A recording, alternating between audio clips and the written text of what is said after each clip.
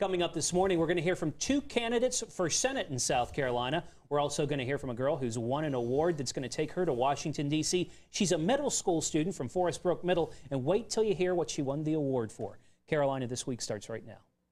This is Carolina This Week.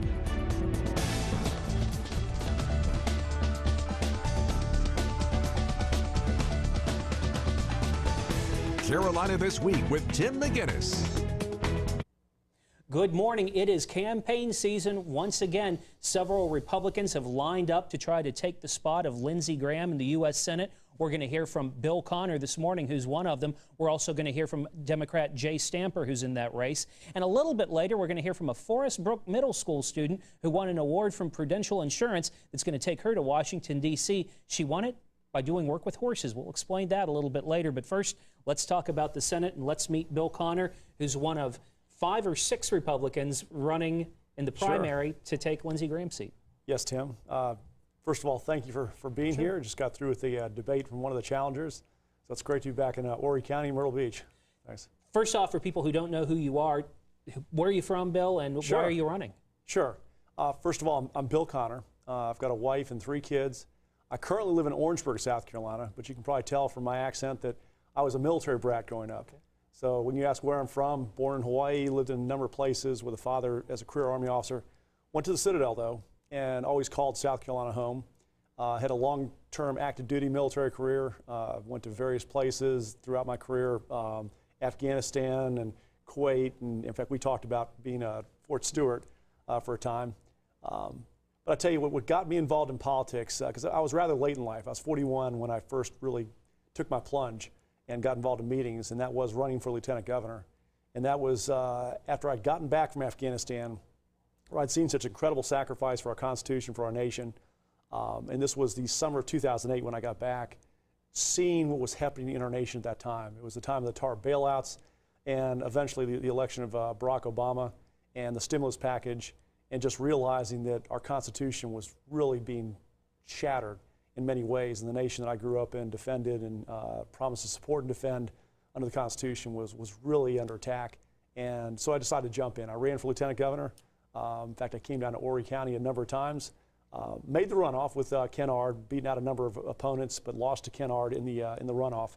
And then later on, watching the current senator, watching a number of issues that are near and dear to my heart, things like immigration, things like him voting for Justice Sotomayor and Justice Kagan, big government ideas, and then finally him flying to Cairo, and I believe taking the side of the Muslim Brotherhood over the military, which was a terrible decision. I decided through a lot of thought and prayer to get involved. And motivated, the campaign started Veterans Day in November, and a lot of passion. We're on the air statewide. People may have seen my commercials, and we plan to run a good, hard campaign. Let's talk about some of the issues, some of the bigger issues that are facing the nation right now. Yes. You mentioned what's happening in the Middle East, but let's talk about what's happening here domestically. And I know one of the problems that a lot of his critics have with him is immigration. Yes. Where do you stand on immigration? Sure. I carry around a Constitution with me at all times. And Article 1, Section 8 lays out the enumerated powers of what Congress is supposed to do. One of those powers and duties is to establish a uniform rule of naturalization. I'm pretty hard-nosed on this, but they establish the rules. Those rules are to be carried out. I know we keep being told the problem is too big. It's got to be, there's just no way to get beyond some kind of immigration reform. And frankly, I just disagree in this one. We don't change the laws that are on the books. The one thing we do have to look at, and Congress, I believe, has a power to, is the 14th Amendment and who we hold as citizens. I believe there's an argument that Congress can go back, and the idea of anchor babies, where someone comes in, has a baby in the United States, and we automatically consider that person a citizen and bring citizenship to all the family, I just don't believe is right. I believe Congress has the power in this case to declare that's not right and, again, enforce the laws. The first thing, though, is to secure the border as best we can. Now, you'll never completely cut off everything, but you can use assets we have right now to do a much better job of cutting illegal immigration down to a small trickle. The other problem is 40% of the illegal immigration comes through overstayed visas. That needs to be something that's controlled. You know, we have laws in the books that allow people to come here for work. H-1B visas allow 3 years of being here. It can be extended 3 more years, and you can get a work green card while you're here to stay almost indefinitely.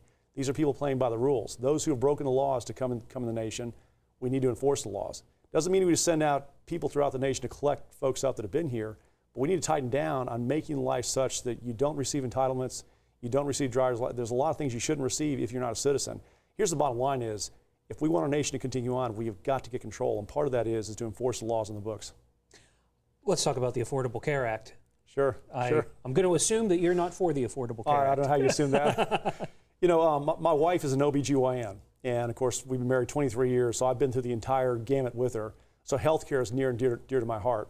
The first thing I'd say is that the government control of healthcare, as has been done by Obamacare, is unconstitutional. There's just no way around it. And even this Supreme Court said that under the Interstate Commerce Clause, the individual mandate was unconstitutional. They allowed it as a tax, but remember, the Obama administration said it was not a tax. So if they say it wasn't a tax, it had to be argued under the Interstate Commerce Clause. So I was with Ted Cruz in saying, look, we should not fund it because it's not constitutional. I see the problem in healthcare is the overstepping of government into healthcare to start with. If you go back to the 1960s, when government took over things like Medicaid and only reimbursed at 20% the rate, that drove prices up. The Impala laws in the 1980s requiring all hospitals to take everyone into emergency rooms, even if they couldn't pay. Even when we had charitable hospitals to take care of people, that caused costs to go up. They eventually drove us to where in the 1950s you could just about pay out of pocket to handle most things, to now where you go to the emergency room with a hangnail and you're paying $12,000. It's all from government intervention, government regulation, and we made things worth Obamacare. I want to replace it. I want to replace it with the system that's a free market solution, cross-border competition for insurance companies across state lines, getting back to allowing it to be a true free market type thing that the government doesn't stick its fingers into. Let's get to the race now. Sure. Again, a lot of Republicans really going after Senator Lindsey Graham, who's sitting senator, a powerful senator, who, according to polls, is going to win the race, but not win it by a large enough margin to avoid a runoff. Yes. Why take the risk of having him out of office?